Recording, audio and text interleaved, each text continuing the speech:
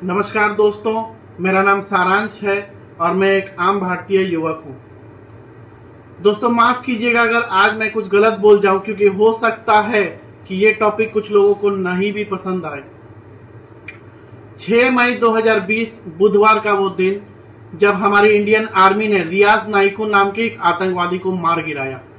जी हाँ दोस्तों, 6 मई का वो दिन था और रियाज नाइकू एक ऐसा आतंकवादी है जिसने हमारे देश में ही पढ़ाई लिखाई की, मैथ्स में ग्रेजुएशन की और फिर उस पढ़ाई लिखाई का, उस स्मार्टनेस का यूज किया हमारे देश की जनता को भड़काने के लिए और हमारे देश में आतंकवाद फैलाने के लिए। रियाज नाइकू हिजबुल मुजाहिदीन नाम के एक सेपरेटिस्ट ऑर्गेनाइजेशन का ऑपरेशंस लीड करता था अपने एरिया में। दोस्तों ये सेपरेटिस्ट क्या है? सेपरेटिस्ट और अलगाववादी, जिसे हम लोग अलगाववादी भी बोलते हैं, सेपरेटिस्ट ऐसे ग्रुप को बोला जाता है जो अलग रहना चाहते हैं on the basis of ethnicity, on the basis of gender, on the basis of community. तो दोस्तों हिजबुल मुजाहिदीन जो ऑर्गेनाइजेशन है, इसका एक ही मकसद रहा है शुरू से ही कि कैसे कश्मीर को पाकिस्तान के साथ मिला दिया जाए, और इसी मुद्दे पर ये आतंकवादी लोग काम करते थे। चूंकि रियाज नाइकू एक पढ़ा लिखा और एक टेक्निकली एडवांस्ड इंसान था, तो वो सोशल मीडिया का यूज करता था, बैट मैसेंजर नाम के एक मैसेजिंग ऐप का यूज करता था हमारे देश के युवाओं को भड़काने के लिए, बहकाने के लिए। छुपके करता था, ओपनली करने की तो हिम्मत नहीं है इनकी, लेकिन ये छुपके करता था, लेकिन जरूर करता था। बहकाता था युवाओं को ये ट्रेनिंग देता था कि किस तरह से वो हमारे ही देश के अगेंस्ट में बातें करें, हमारे ही देश के अगेंस्ट में वायलेंस फैलाएं। लेकिन दोस्तों सोचने वाली बात तो ये है कि ये रियाज नाइकू जैसे आतंकवादी यूथ्स को क्यों टारगेट करते हैं? वो इसलिए करते हैं दोस्तों क्योंकि ऐसा माना जाता है कि 2020 के अंत तक भारत में 35 करोड़ की युवा जनसंख्या हो जाएगी। और दोस्तों 35 करोड़ कुछ कम नहीं होती है, this is a power house. लेकिन कुछ लोग ऐसे हैं, रियाज नाइकू जैसे कुछ लोग ऐसे हैं जो कि ये सोचते हैं कि वो हम युवाओं को भड़का सकते हैं, बहका सकते हैं, गलत कामों के लिए उकसा सकते हैं। दोस्तों मैं इन लोगों को ये बोलना चाहता हूं कि जो पिछले 70 सालों से हमारे देश में हो रहा था वो अब और नहीं होगा। हमारी यूथ जागरूक हो चुकी है, हमारी जनता जागरूक हो चुकी है। दोस्तों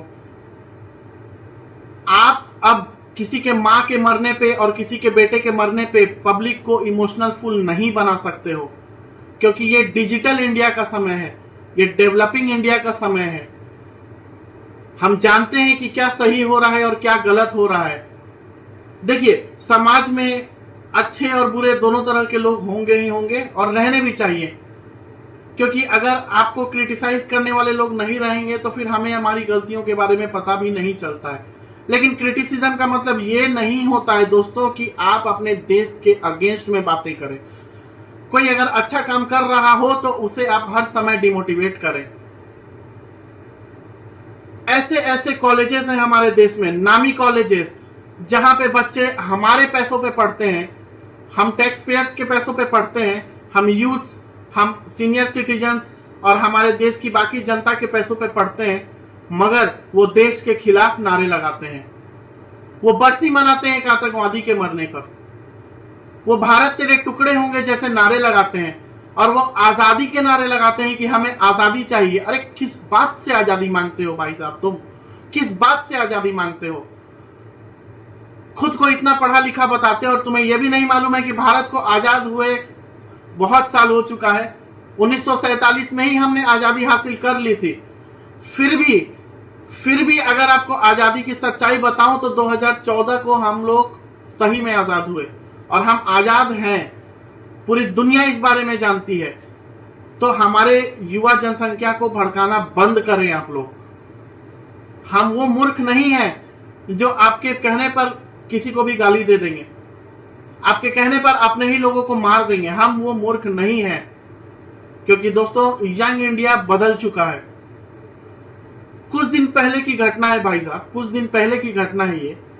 जम्मू कश्मीर में रोशनी एक्ट बोल के एक एक्ट बनाया गया था 2001 में। इस एक्ट के तहत, in this act ownership of land was supposed to be transferred to those who can buy it by paying some money. आप पैसे देते हैं और वहां की जमीन खरीद सकते हैं।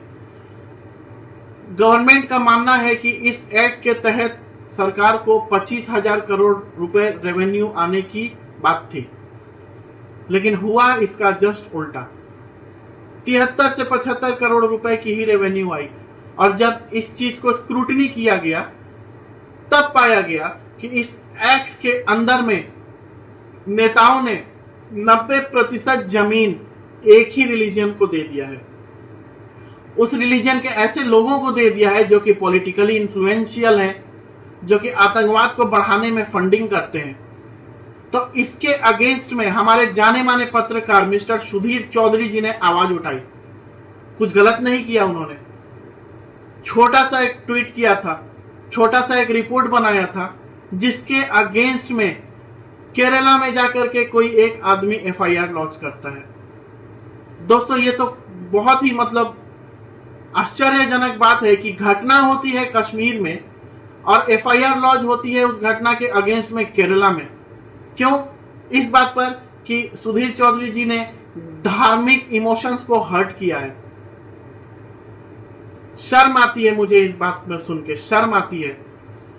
और दोस्तों सबसे मजेदार बात यह है कि ये जो एफआईआर लॉन्च करने वाले लोग हैं, ये केरला में कोझिकोड में बसे एक सिटी के ऐसे लोग हैं जो कम्युनिस्ट हैं और कम्युनिस्ट पार्टी की यूथ विंग को रिप्रेजेंट करते हैं। और ये वही कम्युनिस्ट हैं जिन्होंने हमारे देश के टुकड़े होने के नारे लगाए, जिन्होंने हमारे देश के खिलाफ आतंकवाद के नारे लगाए।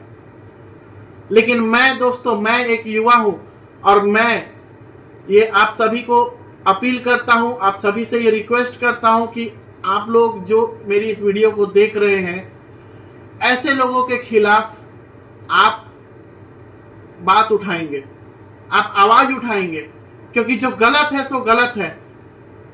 कोई भी ऐरा गैरा आकर के हमारे देश के ग्रोथ में ऑब्स्ट्रक्शन नहीं डाल सकता है। 2 लाइन क्या आप पढ़ लेते हो हमारे पैसों पे? आप खुद को बहुत बड़ा ज्ञानी समझते हो, कॉन्स्टिट्यूशन को बचाने की बातें करते हो।